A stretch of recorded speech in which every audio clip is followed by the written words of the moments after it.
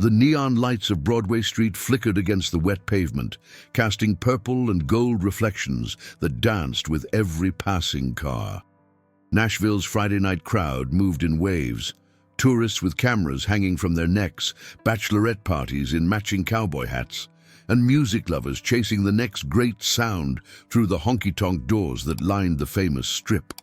Jessica Harper stood on her usual corner, just outside Tootsie's Orchid Lounge, where the overflow of music and laughter spilled onto the sidewalk. Her guitar case lay open at her feet, a handful of crumpled bills and loose change scattered across the worn velvet lining. The case itself told a story: scuffed edges, faded stickers from places she'd never been, a gift from her father before the cancer took him 8 months ago. At 23, Jessica had the kind of face that photographers would call authentic, not the polished perfection of magazine covers, but real. Freckles dotted her nose and cheeks. Her auburn hair fell in natural waves past her shoulders, and her hazel eyes carried both determination and exhaustion in equal measure. She wore her father's old denim jacket over a simple black tank top and jeans that had seen better days. Her boots, scuffed and worn, had walked these streets every Friday and Saturday night for the past 6 months. The November air carried a chill that made her fingers stiff on the guitar strings, but she'd learned to push through. Cold hands, tired feet, skeptical crowds, none of it mattered when she opened her mouth to sing. That's when Jessica Harper became someone else, someone powerful, someone who belonged here in Music City. "Thank you so much," she said softly to a middle-aged couple who dropped a $5 bill into her case. They smiled and moved on, already absorbed in their conversation about which bar to hit next. Jessica checked her phone. 9:47 p.m. She'd made $43 so far tonight. Not bad, but not enough. The rent was due in 5 days, and she was still $200 short. Her day job at Mel's Diner on West End Avenue covered most of her bills. But Nashville wasn't cheap, and tips from serving coffee and scrambled eggs to hungover college students only stretched so far. She adjusted the capo on her guitar, positioning it at the 2nd fret. Her set list was carefully curated, a mix of classic country covers that tourists recognized, and a few original songs she'd been brave enough to slip in. But there was one song she always saved for later in the night, when the crowds thinned and she could sing for herself rather than for tips.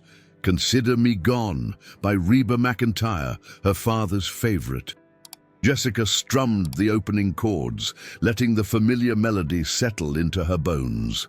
She closed her eyes, and for a moment she wasn't standing on a crowded street corner with aching feet and frozen fingers.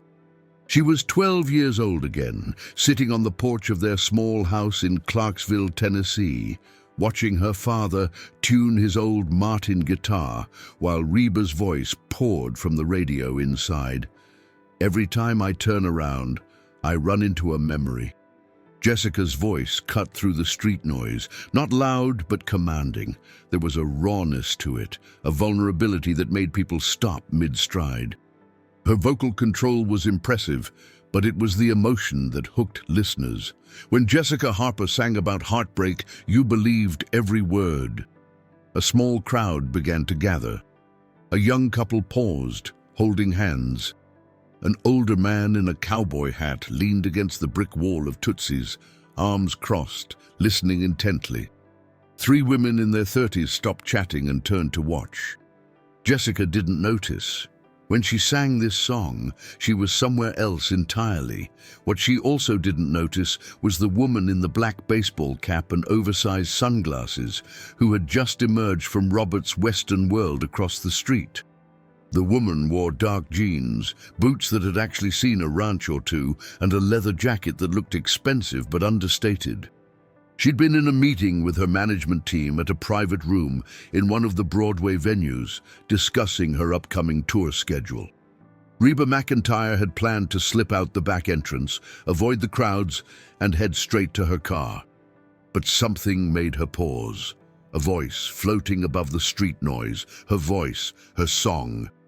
She crossed Broadway, weaving between a group of laughing tourists and a pedal tavern blasting "Friends in Low Places." The voice grew clearer, and Reba felt something tighten in her chest. This wasn't just another street performer going through the motions. This was real. Jessica reached the chorus, her voice rising with controlled power. "Consider me gone." Reba stopped at the edge of the small crowd that had formed, staying in the shadows just beyond the streetlight's glow. She tilted her head, listening not just to the technical skill, which was impressive, but to something deeper. Pain, loss, hope. This girl wasn't just singing. She was surviving. Jessica's fingers moved across the fretboard with practiced ease, despite the cold.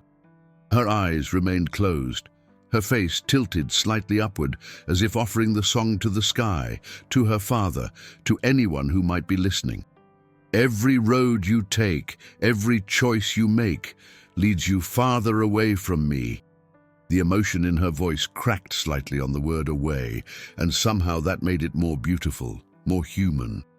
Reba found herself mouthing the words along with her, remembering when she'd first recorded this song, the story behind it, the countless times she'd performed it over the years. But hearing it now, stripped down to just voice and guitar on a Nashville street corner, it felt new again. When Jessica finished, there was a moment of perfect silence. Then applause erupted from the gathered crowd. Bills and coins clinked into her guitar case. The older man in the cowboy hat nodded approvingly and dropped a $20 bill before walking away. Jessica opened her eyes, blinking as if waking from a dream. "Thank you," she said, her voice slightly hoarse. "Thank you so much." Reba stayed where she was, partially hidden by the crowd. She studied the girl, the worn guitar, the tired eyes, the genuine gratitude for every dollar dropped into that battered case. She'd seen 1,000 talented singers in Nashville. The city was full of them, but there was something about this one. A man in a business suit pushed forward from the crowd. "You taking requests?" he asked, holding up a $10 bill. "Of course," Jessica replied, managing a smile despite her exhaustion. "You know any Carrie Underwood?" Jessica nodded and launched into "Before He Cheats," adjusting her energy to match the song's attitude. The crowd grew larger, feeding off the performance. More bills dropped into her case. Reba watched for another song, then another. The girl had stamina, that was certain, and range. She could go from the tender vulnerability of a ballad to the fierce power of an anthem without missing a beat. But it was more than technical skill. This girl had lived something. You couldn't fake that kind of authenticity. Finally, Reba pulled out her phone and opened her notes app. She typed quickly, "Jessica Harper, Broadway and 5th, Friday, 11:15. Consider me gone. Check her out." She forwarded the note to her assistant, Claire Donnelly, with a brief message. "Find out everything you can about this street performer. Discreetly." Then she slipped back across the street and disappeared into the Nashville night, leaving Jessica completely unaware that her life had just changed. Jessica finally packed up at midnight, counting her earnings as she walked toward the parking garage where she'd left her aging Honda Civic. $172, her best night in weeks. She allowed herself a moment of relief, though she knew it wouldn't last. There was always another bill, another expense, another month to survive. The parking garage was nearly empty, her footsteps echoing off the concrete walls. She climbed into her car, tossing her guitar carefully onto the back seat, the most valuable thing she owned, besides her father's jacket. Her phone buzzed. A text from her roommate, Brooklyn Mitchell. "Made spaghetti, saved you some. How'd tonight go?" Jessica smiled and typed back, "Good night, be home in 20. Brooklyn had been her lifeline since moving to Nashville. They'd met at Mel's Diner. Brooklyn worked there too, saving money for nursing school. While most people told Jessica that her music dreams were impractical, Brooklyn understood. She'd grown up in a small town in Kentucky with her own dreams of getting out, making something of herself. The drive back to their small apartment in East Nashville took 15 minutes. The neighborhood was gentrifying, new coffee shops and boutiques popping up between the older working-class establishments. Their apartment was on the second floor of a converted house, cheap enough to afford on their combined incomes, but nice enough to feel safe. Jessica climbed the exterior stairs, her guitar case bumping against her leg with each step. She could hear music playing inside. Brooklyn's indie folk playlist that she claimed helped with studying for her nursing exams. "You're alive!" Brooklyn called out when Jessica pushed through the door. She was sprawled on their thrift store couch, textbooks spread across the coffee table, her dark curly hair piled into a messy bun. At 24, Brooklyn had an easy confidence that Jessica envied, the kind that came from knowing exactly what you wanted and having a clear path to get there. "Barely," Jessica laughed, setting down her guitar and collapsing into the armchair. "My feet are screaming. Good night, though." Brooklyn closed her textbook and gave Jessica her full attention. "Really good, actually. 172. Brooklyn whistled. "Damn, girl, that's amazing." Jessica pulled off her boots with a groan of relief. "I sang Consider Me Gone, and people really connected with it. There was this moment where everyone just stopped and listened. It was like Dad was there with me." Brooklyn's expression softened. She'd never met David Harper, but she'd heard enough stories to feel like she had. "He'd be so proud of you, Jess. You know that, right?" Jessica nodded, not trusting her voice. 8 months felt like yesterday, and forever ago all at once. Some days she could think about him without crying. Other days, a song or a smell or a random memory would hit her like a truck. "Spaghetti's on the stove," Brooklyn said, changing the subject with practiced ease. "And I may have eaten all the garlic bread." "Sorry, not sorry." Jessica laughed and hauled herself up. "You're forgiven." "Barely." As she heated up her dinner, Brooklyn launched into a story about a difficult customer at the diner. An older woman who'd sent back her eggs 3 times and left no tip. They traded war stories from the service industry, finding humor in the absurdity of it all. But later, lying in bed in her small room, staring at the ceiling where the streetlight created shadows, Jessica let herself think about the bigger picture. She'd been in Nashville for 18 months. 18 months of auditions that led nowhere, of open mic nights where industry people promised to keep in touch and never did, of singing on street corners for spare change. Her father had believed in her so completely. "You've got something special, Jessie," he'd say, using the nickname only he called her. "Don't let anyone tell you different." But belief didn't pay rent. Talent didn't guarantee success. Nashville was full of talented people working day jobs, their dreams slowly fading into background noise. Jessica picked up her phone and scrolled through her contacts until she found her mother's number. They hadn't spoken in 2 weeks. The grief had driven them apart rather than together. Her mother wanted to move on, sell the house, start fresh. Jessica couldn't let go. She typed out a message, "Had a good night singing, miss you, simple, safe, non-confrontational."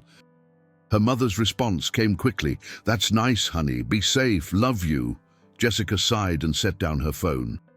Her mother, Patricia Harper, had remarried 6 months after her father's death, a widower named Glenn Hartfield from her book club. Jessica understood it logically. Her mother was 52, still young, deserving of companionship. But emotionally, it felt like betrayal. Like her father had been so easily replaced. That was part of why she'd moved to Nashville. Space, distance, a chance to grieve on her own terms while chasing a dream that felt more impossible every day. She rolled over and closed her eyes, willing sleep to come. Tomorrow she had the early shift at Mel's, which meant waking up at 5:30 a.m. Then in the evening, she had a small gig at a retirement home, $60 to play country classics for an hour. Not glamorous, but it paid. As she drifted off, Jessica had no idea that across town, in a high-rise hotel suite, Reba McEntire was watching a video that her assistant Claire had already managed to find. A shaky cell phone recording from tonight, posted on TikTok by one of the tourists who'd stopped to listen. The caption read, "Random street performer in Nashville killing consider me gone." You'd Nashville, country music, street performer. Reba watched it 3 times, her instinct sharpening with each viewing. Then she called Claire. "Set up a meeting," she said. "But don't tell her it's with me. Just say a potential manager wants to talk. I want to see how she handles herself before revealing anything." "Got it," Claire replied, already typing. "When?" Reba thought for a moment. "Next Friday. Give her a week. Let's see if she's still out there, still working for it. And if she is," Reba smiled, "then we'll see what Jessica Harper is really made of." Monday morning hit Jessica like a freight train. The alarm screamed at 5:30 a.m., dragging her from a dream where she'd been performing at the Grand Ole Opry. She slapped at her phone until the noise stopped, then lay in the darkness, gathering the energy to face another day. The routine was automatic by now. Shower, coffee, drive through empty Nashville streets to Mel's Diner, arrive by 6:15 to prep for the breakfast rush. The diner was a Nashville institution, family-owned for 40 years, with red vinyl booths, a checkerboard floor, and a jukebox that still played actual records. "Morning, sunshine," called out Raymond Torres, the cook, when Jessica pushed through the kitchen door. At 62, Raymond had been flipping eggs at Mel's, longer than Jessica had been alive. His arms were covered in faded tattoos, and he had a grandfather's smile that could make even the worst day better. "Morning, Ray," Jessica replied, tying her apron and grabbing her order pad. The breakfast shift was steady. A blur of coffee refills, pancake orders, and small talk with regulars. Mr. Peterson, who came in every Monday for scrambled eggs and wheat toast. The construction crew from the site down the street, loud and hungry. The college students nursing hangovers with greasy food and barely touched orange juice. Jessica moved through it all on autopilot, her mind elsewhere. She kept replaying Friday night, that moment when the crowd had really listened. Those were the moments that made it all worth it, when music stopped being background noise and became connection. "Table 6 needs a refill," Brooklyn called out, passing by with a tray loaded with plates. They worked well together, a synchronized dance born from months of shared shifts. Around 10 a.m. during a brief lull, Jessica's phone buzzed in her apron pocket. Unknown number. Probably spam. She ignored it and cleared table 3, pocketing a decent $5 tip. The phone buzzed again immediately. Voicemail. Curiosity got the better of her. During her break, she stepped out back into the alley behind the diner and listened to the message. "Hi, this message is for Jessica Harper." The voice was professional, female, probably mid-30s. "My name is Claire Donnelly, and I work with a management company here in Nashville. We're always looking for new talent, and your name came across my desk. We'd love to meet with you to discuss potential opportunities. Please call me back at this number at your earliest convenience. Looking forward to speaking with you." Jessica's heart jumped. She played the message again, listening for any signs it was a scam. Nashville was full of predatory managers who promised the world and delivered nothing, usually after charging some kind of upfront fee. But something about this felt different, professional, legitimate. She called Brooklyn outside. "Listen to this," she said, playing the message on speaker. Brooklyn's eyes widened. "Holy shit, Jess, are you going to call back?" "I don't know, it could be a scam. Or it could be real." Brooklyn grabbed Jessica's shoulders. "You have to call back. What's the worst that happens? It's fake and you hang up. But what if it's real?" Jessica chewed her lip, anxiety and hope warring in her chest. Okay, I'll call during lunch." The rest of the morning shift dragged by with agonizing slowness. Finally, at 2 p.m., Jessica clocked out and sat in her car in the parking lot, staring at her phone. She dialed the number before she could talk herself out of it. Claire Donnelly speaking. The voice from the voicemail, crisp and professional. "Hi, this is Jessica Harper. You left me a message?" "Jessica, thank you so much for calling back." Claire's tone warmed immediately. "I appreciate you getting back to me so quickly.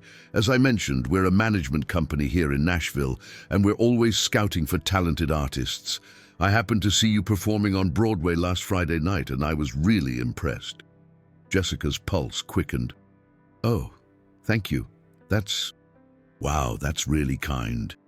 "You have a remarkable voice," Claire continued, "very authentic, and your song choice was excellent. Consider Me Gone is a classic, and you did it justice." "It's one of my favorites," Jessica said, feeling herself relax slightly. "This didn't feel like a scam. This felt real. Would you be available to meet this Friday? Say 4 p.m.? We have an office in the Gulch. No pressure, just a conversation about where you are in your career and where you'd like to go." The Gulch was one of Nashville's trendiest neighborhoods.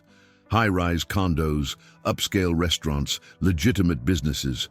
Not the kind of place scammers operated out of. "Friday at 4 works," Jessica heard herself say. "Can I ask, what's the name of your company?" "Red River Management," Claire replied smoothly. "You can look us up online. We're a boutique firm, pretty selective about who we take on. But when I see talent like yours, I have to at least have a conversation." Jessica's mind raced. "Okay, yes, Friday at 4. Should I bring anything?" "Just yourself, and maybe a list of your original songs, if you have any. Oh, and Jessica, this is completely free, no fees, no costs. If that ever comes up, run the other direction. Real management makes money when you make money." That settled it. This was legitimate. They exchanged a few more details, the exact address, parking information, Claire's direct line. When Jessica hung up, she sat in her car for a full minute, staring at the dashboard, trying to process what had just happened. Then she screamed. A full-throated, joyful scream that startled a woman walking by with a stroller. She immediately called Brooklyn, who answered on the first ring. "Well?" "It's real. They want to meet Friday." Brooklyn's shriek was so loud, Jessica had to pull the phone away from her ear. "I told you. I fucking told you." For the rest of the week, Jessica existed in a state of nervous excitement. She Googled Red River Management and found a professional website, some industry credits, a few recognizable names on their roster, nobody huge, but legitimate working artists. She practiced what she'd say in the meeting, changed her outfit 17 times in her mind, and performed on Broadway Wednesday and Thursday nights with renewed energy. Friday night, her usual spot, she made $206, a new record. "You're glowing," a woman told her after she finished a cover of Jolene. "Whatever you're doing, keep doing it." Jessica just smiled. "Thank you." "I'm trying." What she didn't see was Reba McEntire, once again watching from a distance, this time from inside a tinted window SUV parked half a block away. Reba had wanted to see for herself that Jessica was consistent, that Friday night hadn't been a fluke. It wasn't. "She's the real deal," Reba murmured to Claire, who sat in the passenger seat. "Same passion, same authenticity." "How'd she sound on the phone?" "Nervous but genuine," Claire reported. "She asked good questions, did her research on us. She's smart." Reba nodded. "Good. I'll be there tomorrow, but I'll wait in the back office until you've had a chance to talk with her. I want to see her genuine reaction." Claire smiled. "You're enjoying this." "Damn right I am," Reba laughed. "When's the last time we took a real chance on someone? Someone raw and unpolished but full of real talent. It's been too long." They watched Jessica pack up for the night, carefully counting her earnings, treating each bill like it mattered, because it did. This wasn't a hobby for her. This was survival mixed with passion, the kind of combination that either broke people or made them unstoppable. "She reminds me of someone," Reba said quietly. "Who?" "Me, 30 years ago, hungry, terrified, willing to work for every single opportunity.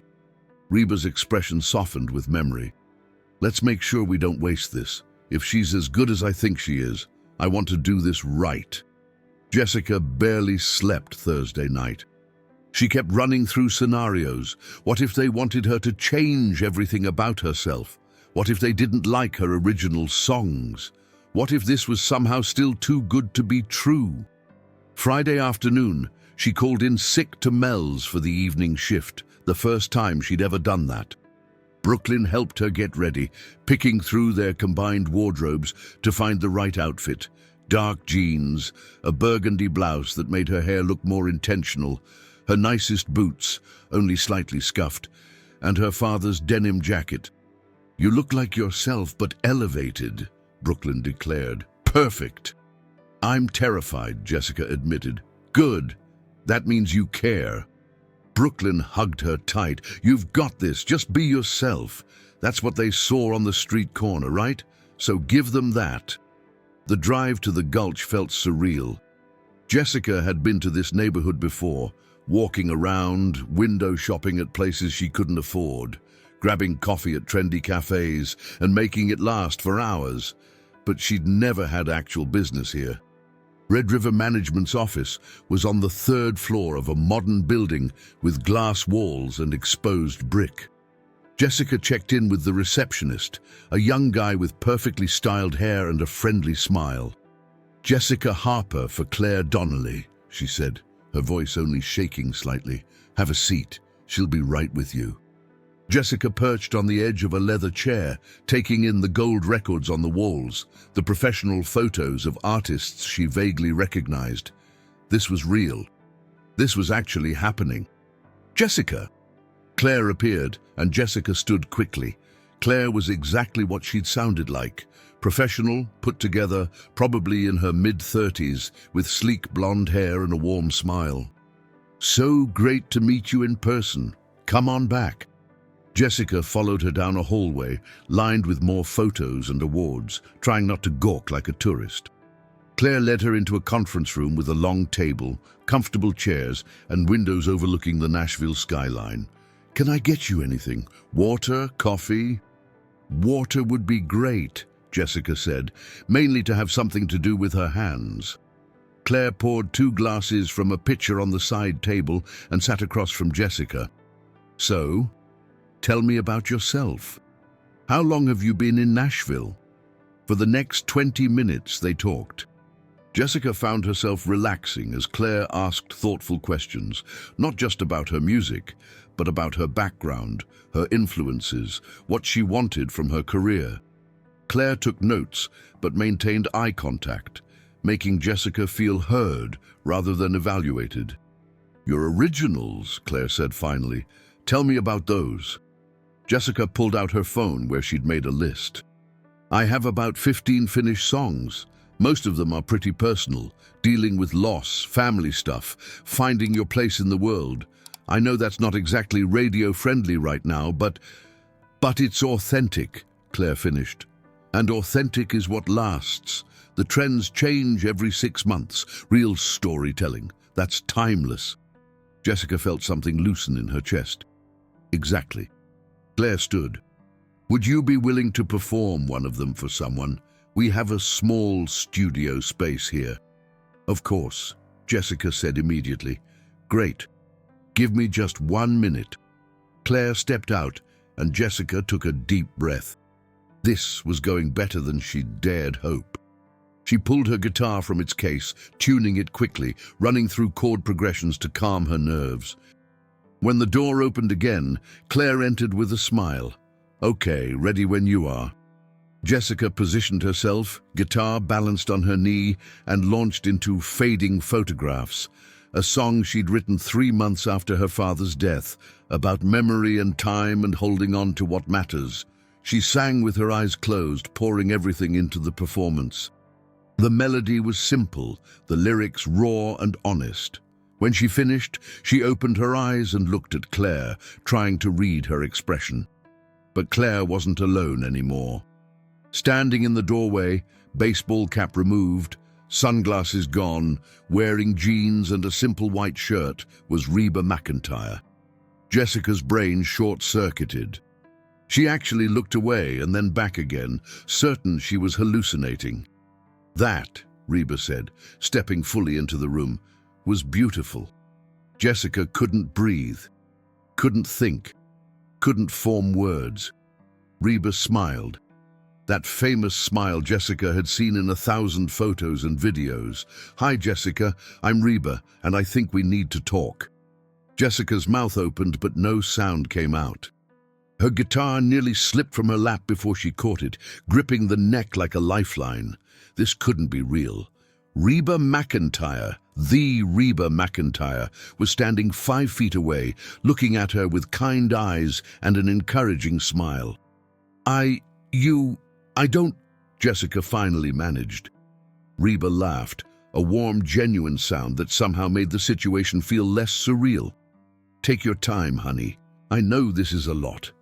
Claire pulled out a chair for Reba, who sat down across from Jessica with an ease that suggested she did this sort of thing all the time, which Jessica's brain unhelpfully supplied she probably did. "Let me explain," Reba began, folding her hands on the table. "Last Friday night I was leaving a meeting on Broadway, and I heard someone singing one of my songs. Not just singing it, but really feeling it, so I stopped to listen. The memory came flooding back, Jessica singing 'Consider Me Gone' with her eyes closed, pouring her grief into every note. 'That was you,' she whispered. 'In the crowd?'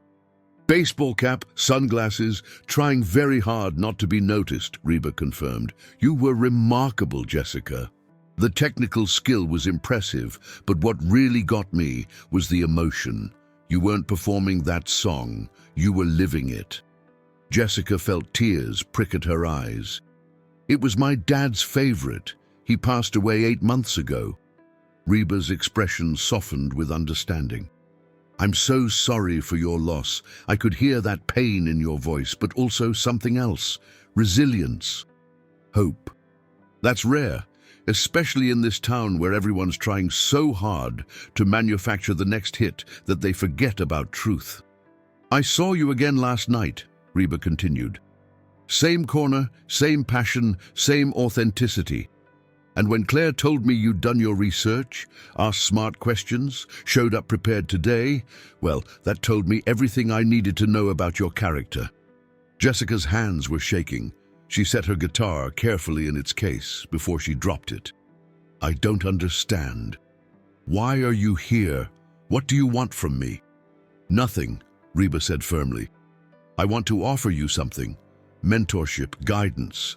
Maybe some doors open that would otherwise stay closed, but only if you're serious about this.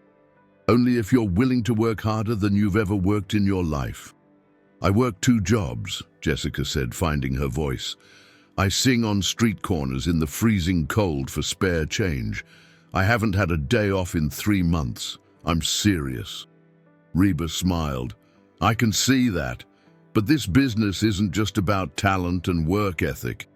It's about resilience when you get rejected, humility when you succeed, and staying true to yourself when everyone's trying to change you. Can you handle that?" Jessica thought about the past 8 months, losing her father, watching her mother move on too quickly, leaving everything familiar to chase a dream in a city full of dreamers. She'd survived all of that. She could survive this too. "Yes," she said, her voice steady. "I can handle it." Reba exchanged a glance with Claire, something unspoken passing between them. "Okay then, here's what I'm thinking. No contracts today, no pressure. I want you to spend the next month working with Claire. She'll help you refine your originals, get you into a proper recording studio, maybe book some showcase gigs at venues where industry people actually pay attention. At the end of the month, we'll reassess, see if this is the right fit for both of us." "And if it is?" Jessica asked. "Then we talk about next steps. Maybe you open for me on a few tour dates. Maybe we shop your demos to labels. Maybe we start building your brand independently. There are a lot of paths forward, but they all start with you being ready. Jessica's mind reeled. This morning she'd been serving pancakes at a diner. Now Reba McEntire was offering to mentor her. It didn't seem possible. Why me? The question came out before she could stop it. Nashville is full of talented singers. Why take a chance on someone you heard on a street corner? Reba leaned forward, her gaze intense. Because I've been in this business for over 40 years, and I can count on one hand the number of times I've heard someone who made me stop in my tracks. You have something special, Jessica. A voice, yes, but more than that, a story. Authenticity. In an industry that's increasingly manufactured, that's gold. But it's also fragile. If you're not careful, this town will sand down all your rough edges until you're indistinguishable from everyone else. My job, if you'll let me, is to help you stay you while still becoming the artist you're meant to be. Jessica felt tears spill over, and she quickly wiped them away. Sorry, This is overwhelming. Good overwhelming or bad overwhelming? Claire asked gently. Good. Definitely good. Jessica laughed through her tears. I need a minute to process. Take all the time you need, Reba said. This is a big decision. Talk to your family, your friends. Think about what you really want. Claire will give you her card, and when you're ready, we'll set up our first real session.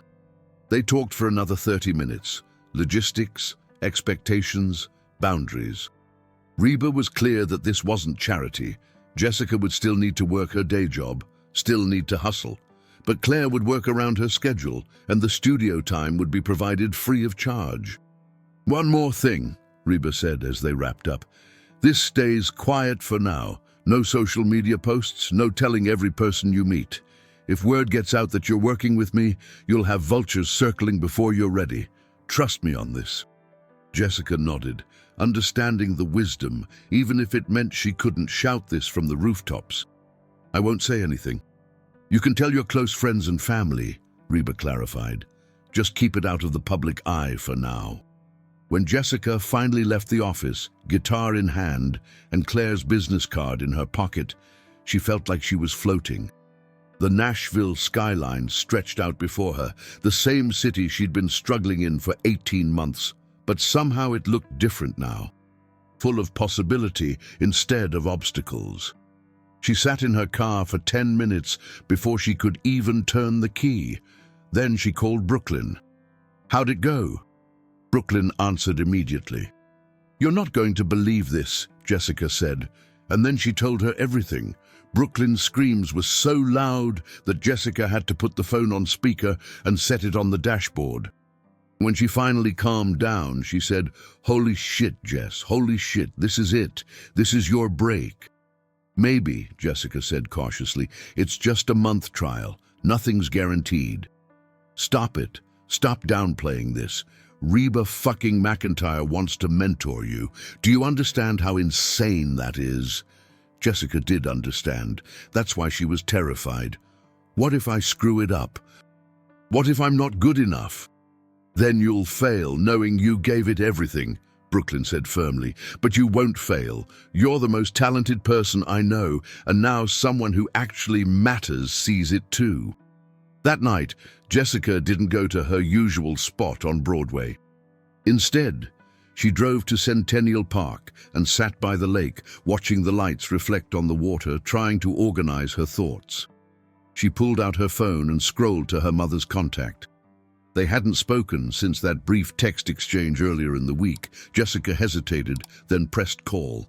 Jessica. Her mother sounded surprised. Is everything okay? Yeah, Mom, everything's... Something happened today.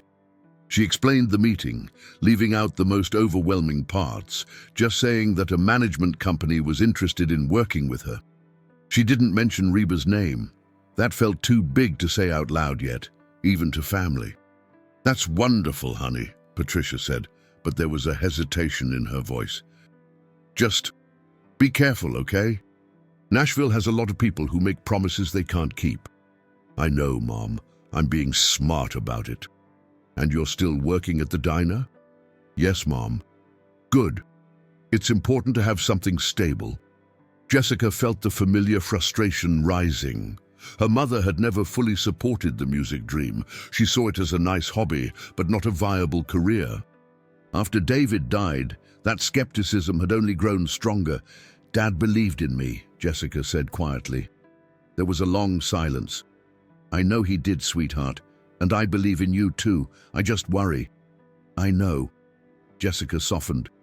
"I'll be careful, I promise." After they hung up, Jessica sat with the complicated emotions. Her mother meant well, but she didn't understand. Couldn't understand what it felt like to have music in your blood, to need it like oxygen. Her father had understood. Jessica pulled up a photo on her phone, her and David at her high school graduation, his arm around her shoulders, both of them grinning at the camera. He'd been so proud that day. "You're going to do amazing things, Jessie," he'd said. "I can feel it." "I hope you're right, Dad," she whispered to the photo. "I'm trying." The weekend passed in a blur.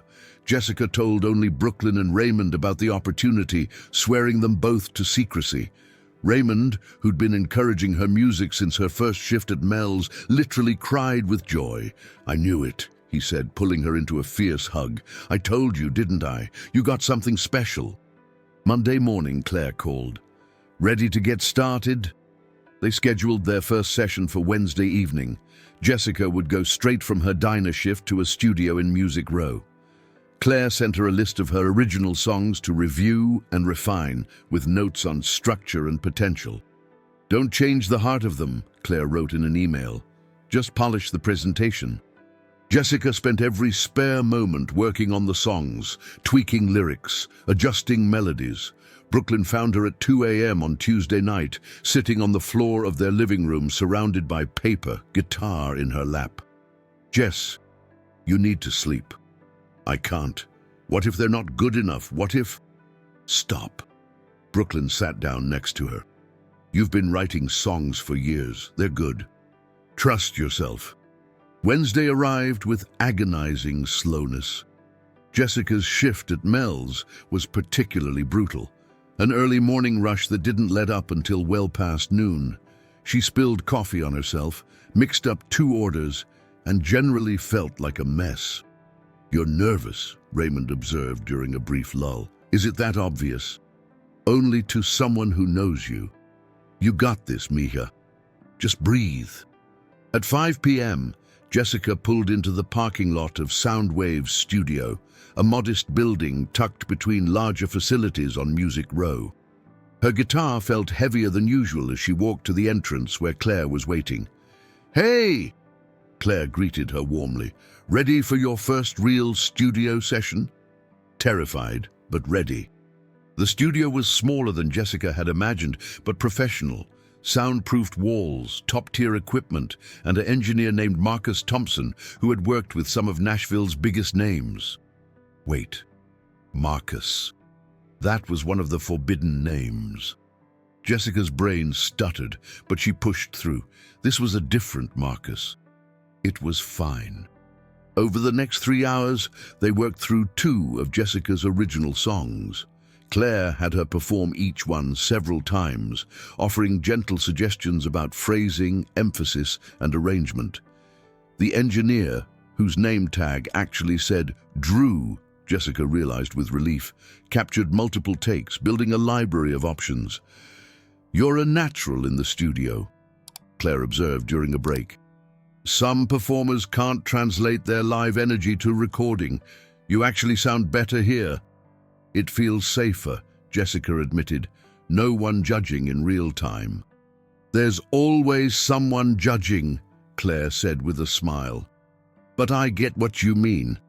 Here you can experiment, take risks. That's where the magic happens." By the time they wrapped at 9 p.m., Jessica was exhausted but exhilarated.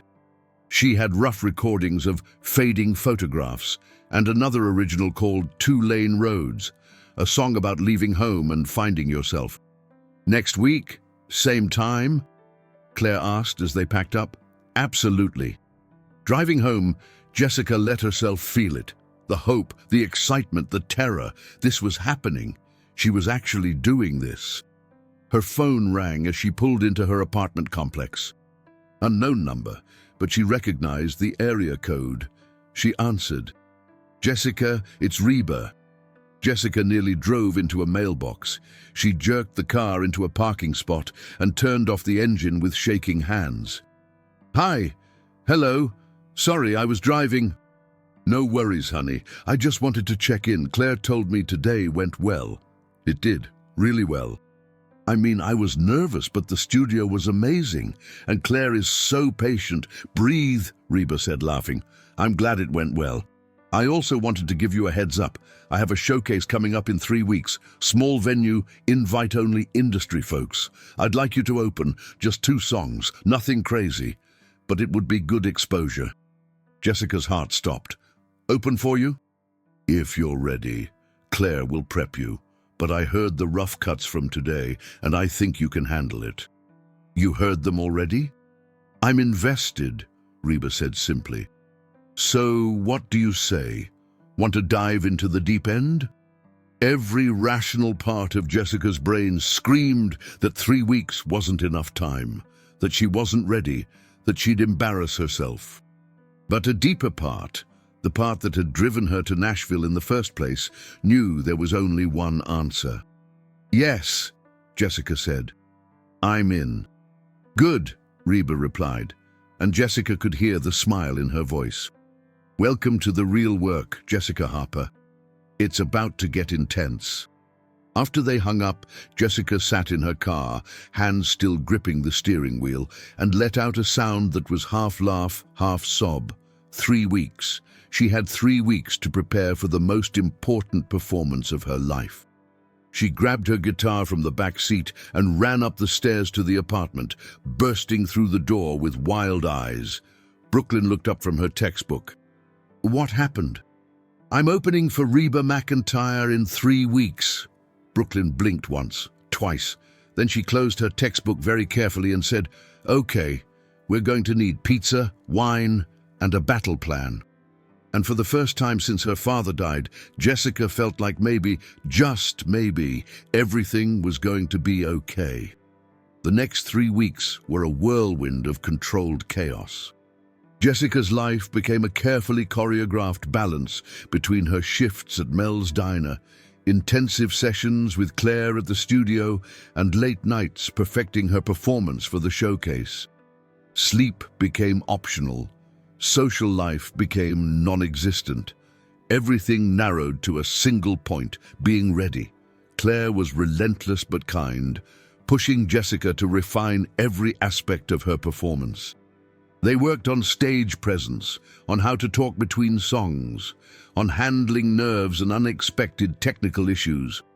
They rehearsed the 2 songs Jessica would perform, Fading Photographs, and a stripped-down cover of The House That Built Me by Miranda Lambert. "You need one original to show who you are, and one cover to show what you can do with someone else's story," Claire explained. "These industry folks need to see both." Jessica practiced until her fingers bled, until she could perform both songs flawlessly in her sleep. Brooklyn quizzed her on lyrics during their drives to work. Raymond let her sing quietly to herself during slow periods at the diner, providing encouragement and constructive criticism. "More feeling on that chorus," he'd say while flipping pancakes. "You're holding back." "I'm in a diner, Ray. I can't exactly belt it." "Then imagine you're belting it. The emotion has to be there even when the volume isn't." 2 weeks before the showcase, Reba stopped by the studio during one of Jessica's sessions. She sat quietly in the back of the room while Jessica ran through Fading Photographs, then offered notes that were both precise and transformative. "You're thinking too much," Reba said. "I can see you concentrating on hitting every note perfectly, but that's making you stiff. Trust your instincts. You know this song better than anyone. You wrote it. Let it flow." Jessica tried again, this time closing her eyes and letting muscle memory take over. When she finished, she opened her eyes to find Reba smiling. "There it is. That's the Jessica I heard on the street corner. Don't lose her when you get on a real stage." "What if I freeze?" Jessica asked, voicing the fear that woke her up at 3 a.m. most nights. "What if I get up there and just blank?" "You won't," Reba said with certainty, "because you've done the work, and because you're not performing for them. You're performing for yourself, for your dad, for everyone who believed in you. The industry people just get to watch." The night before the showcase, Jessica couldn't eat. She sat on her apartment's small balcony, guitar in lap, running through the songs for the 1,000th time. Brooklyn joined her with 2 mugs of chamomile tea. "You're going to be amazing," Brooklyn said, handing her a mug. "You have to say that. You're my best friend." "I don't have to say anything, but I'm saying it because it's true." Brooklyn sat down in the other plastic chair they'd salvaged from a yard sale. "I've watched you transform over the past 3 weeks. You're not the same person who was serving eggs and singing on street corners. You're becoming the artist you were always meant to be." Jessica felt tears prick at her eyes. "I miss my dad. I wish he could be there tomorrow." "He will be," Brooklyn said softly. "Every time you sing his favorite song, he's there." The showcase was being held at the Bluebird Cafe, one of Nashville's most legendary venues. Small, intimate, with a reputation for launching careers, Garth Brooks, Taylor Swift, and countless others had performed there early in their journeys. The invite-only crowd would include label executives, music journalists, booking agents, and other industry insiders. No pressure. Jessica arrived 3 hours early for sound check, her guitar in one hand and a garment bag in the other. Claire had taken her shopping earlier in the week, finding an outfit that was both polished and authentic. Black jeans, a flowing burgundy top that caught the light, and boots that were actually new. "You look like a star," the salesperson had said. Jessica had felt like an imposter. Now standing backstage at the Bluebird, she felt like she might throw up. The soundcheck went smoothly, surprisingly so. The engineers were professional and efficient, getting her levels right quickly. Jessica ran through both songs once, adjusting to the room's acoustics, feeling the way her voice filled the space. "Sounds great," the head engineer said. "You're going to kill it tonight." Reba arrived an hour before doors opened, looking effortlessly elegant in dark jeans and a silver top. She found Jessica in the small backstage area, pacing like a caged animal. "Breathe," Reba instructed. "Sit down for a minute." Jessica sat, and Reba took the chair across from her. "I'm going to tell you something that someone told me before my first big performance," Reba began. "They said the audience wants you to succeed. They're not sitting out there hoping you'll fail. They showed up because they're looking for something, a connection, a moment, a song that speaks to them. Your job is just to be honest. The rest takes care of itself." "What if honest isn't good enough?" "It's always good enough," Reba said firmly. "Technique can be taught. Presence can be practiced. But honesty? That's either there or it isn't, and you have it in spades." People started arriving at 7 p.m.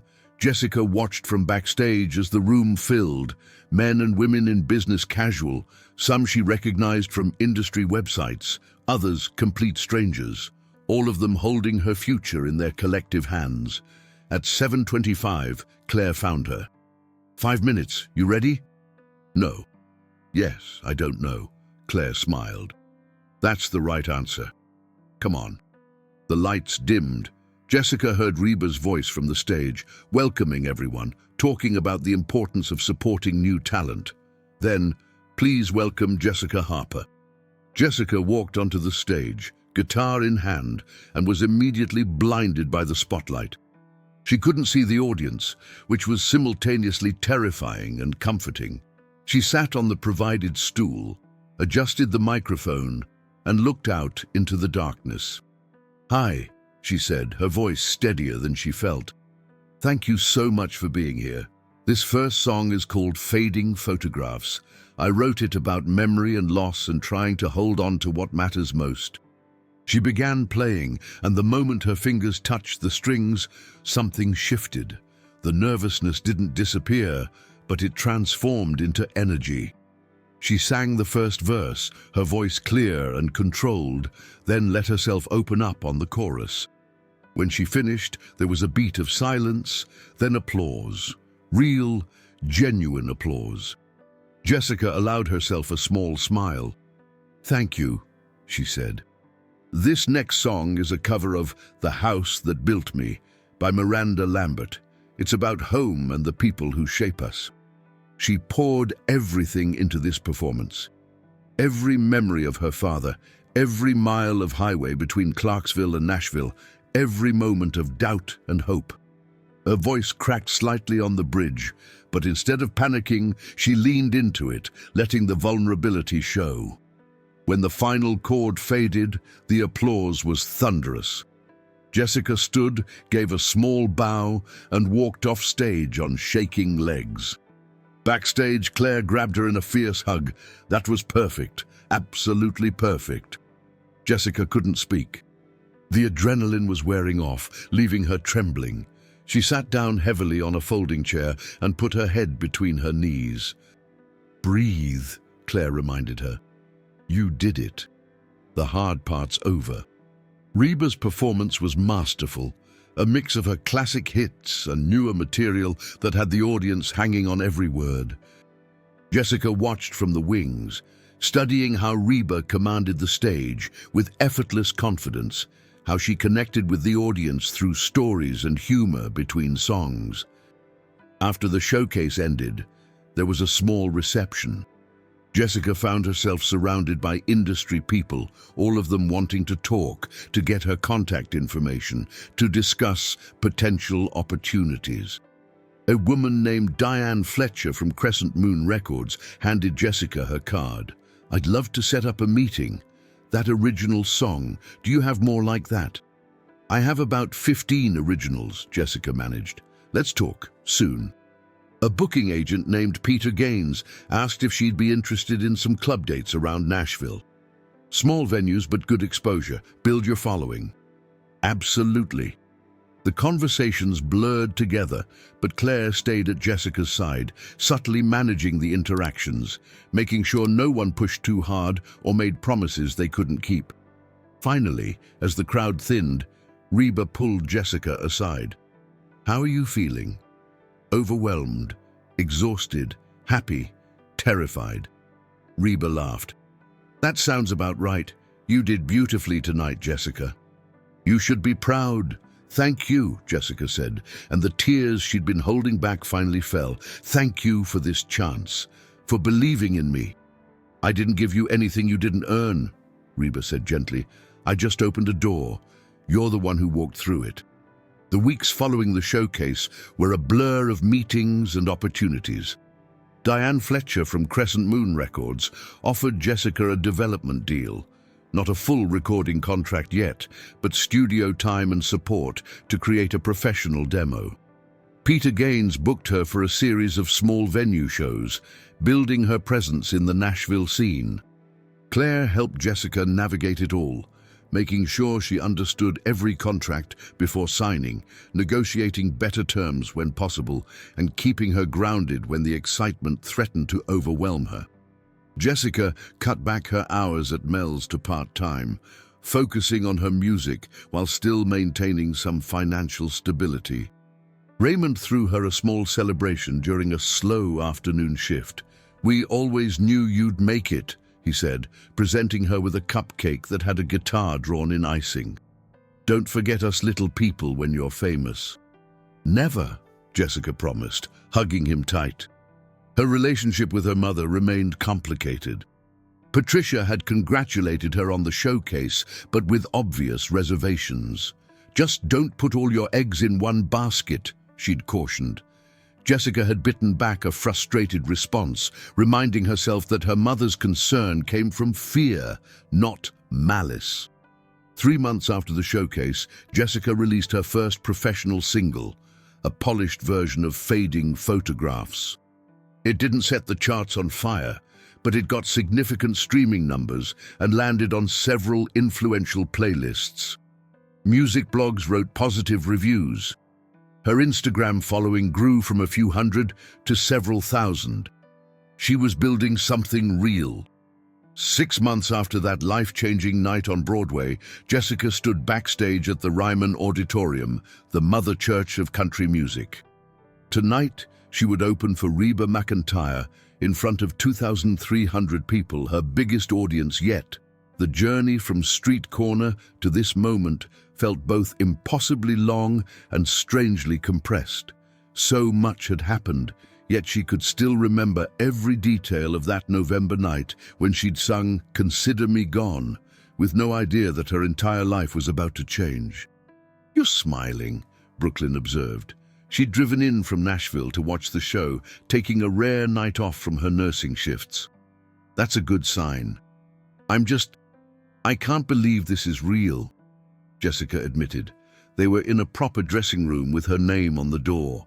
Her name on a door. At the Ryman. "Believe it," Brooklyn said.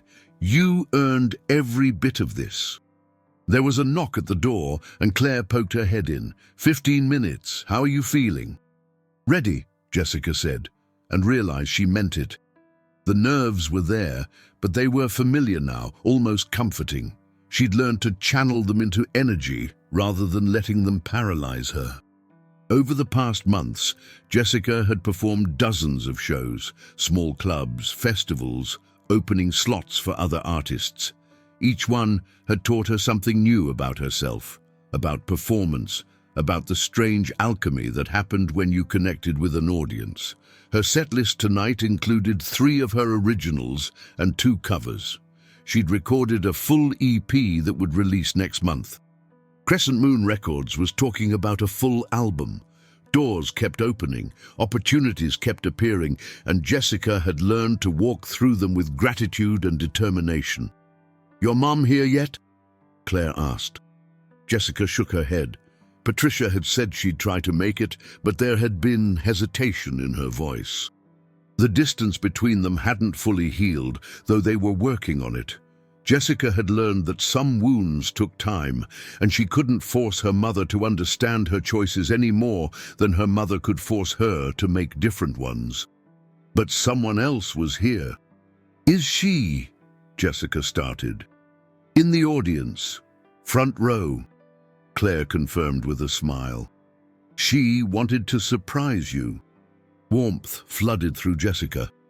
Reba had been a constant presence throughout this journey, checking in regularly, offering advice, celebrating victories, and providing comfort during setbacks. She'd become more than a mentor. She'd become family. The stage manager appeared in the doorway. 5 minutes, Ms. Harper." "Ms. Harper." Jessica bit back a laugh. 6 months ago, she'd been Honey and Sweetheart and that girl with the guitar. Now she was Ms. Harper.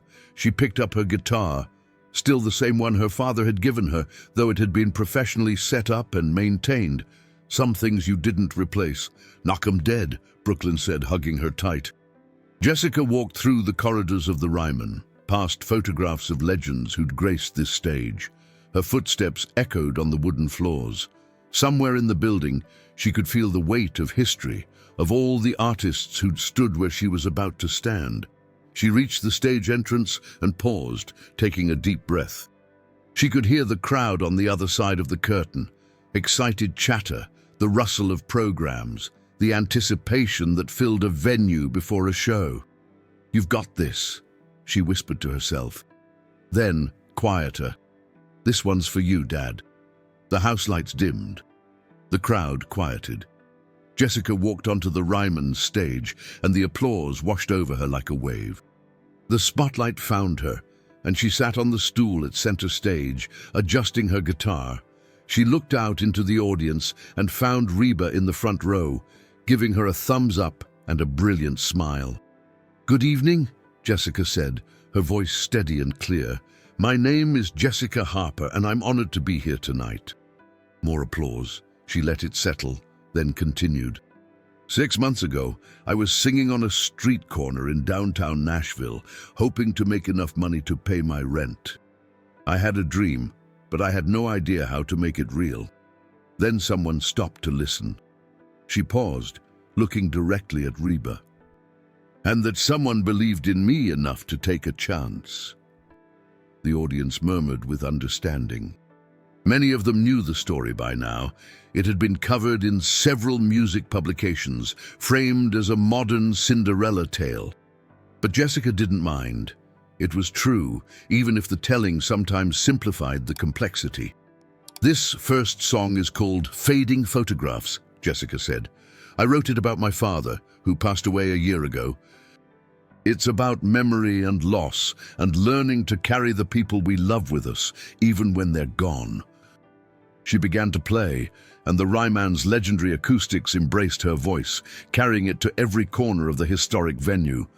She sang with her eyes closed for the first verse, then opened them and sang to the audience, to Reba, to her father's memory. The performance was flawless, but more importantly, it was honest. Every word meant something, every note carried weight. When she finished, the applause was overwhelming. Jessica blinked back tears and smiled.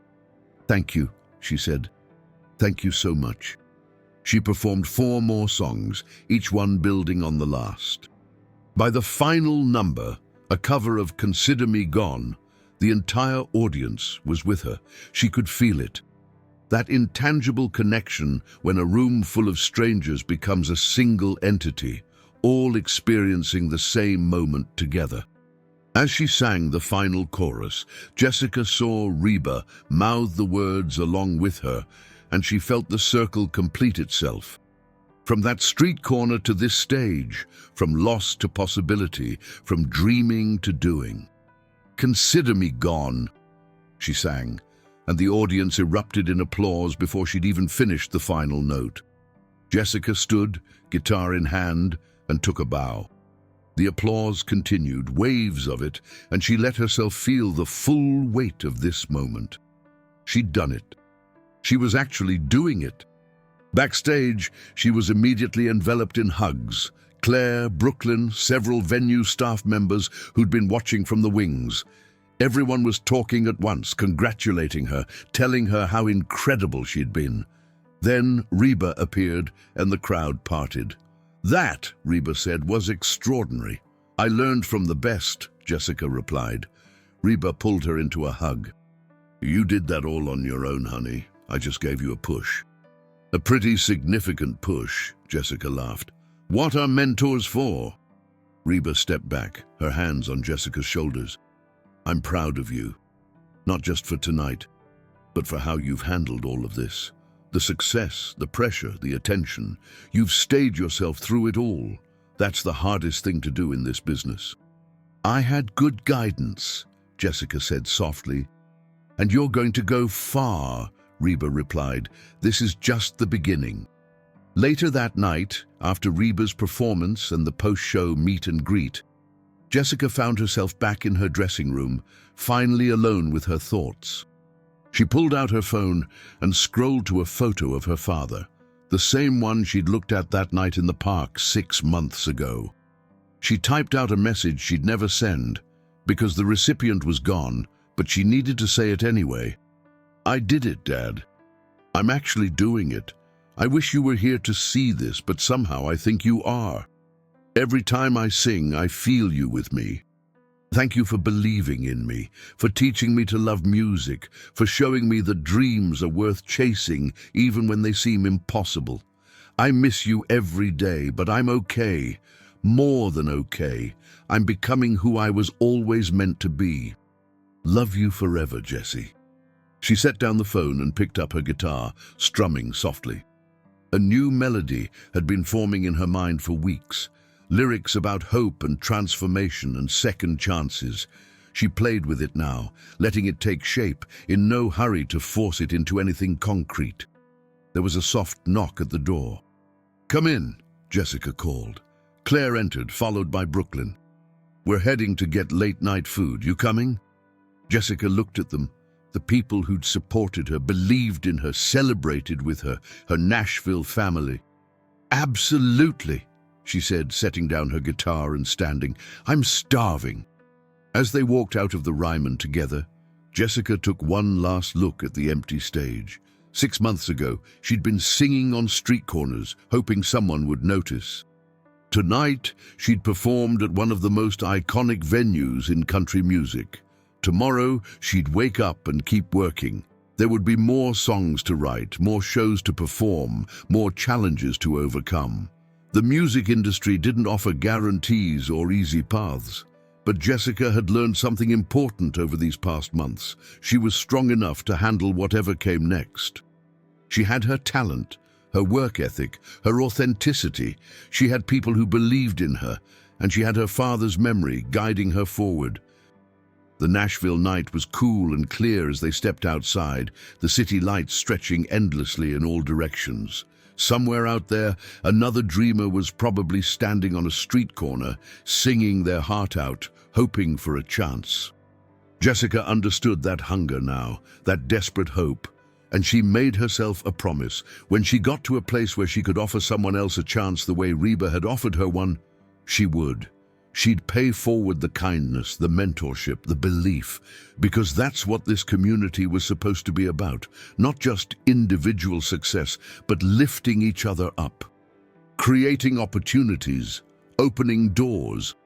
"You okay?" Brooklyn asked, noticing Jessica had stopped walking. "Yeah," Jessica said, smiling. "Just thinking about how much can change in 6 months."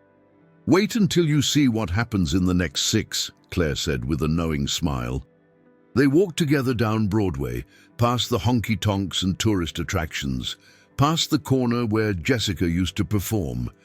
A young woman with a guitar was there now, singing a Casey Musgrave song to a small crowd. Jessica paused, pulled a 20 from her wallet, and dropped it in the woman's guitar case. The woman looked up, startled, and Jessica smiled at her. "Keep going," Jessica said. "You never know who's listening."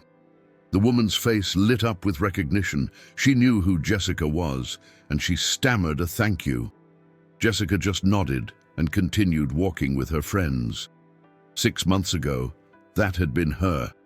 Next month, next year, that woman might be somewhere else entirely, her own story unfolding in unexpected ways. That was the magic of Nashville.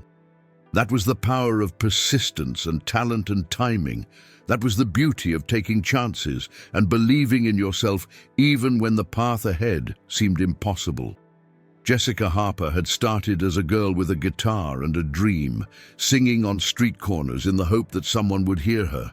She'd been heard, she'd been given a chance, and she'd made the absolute most of it. Now, as she walked through the city she'd come to love, surrounded by people who'd become her family, Jessica knew that this was only the beginning. There would be challenges ahead, industry politics, creative struggles, the constant pressure to evolve while staying authentic. But she was ready. She'd learned to take the leap, to trust the process, to believe in her own voice.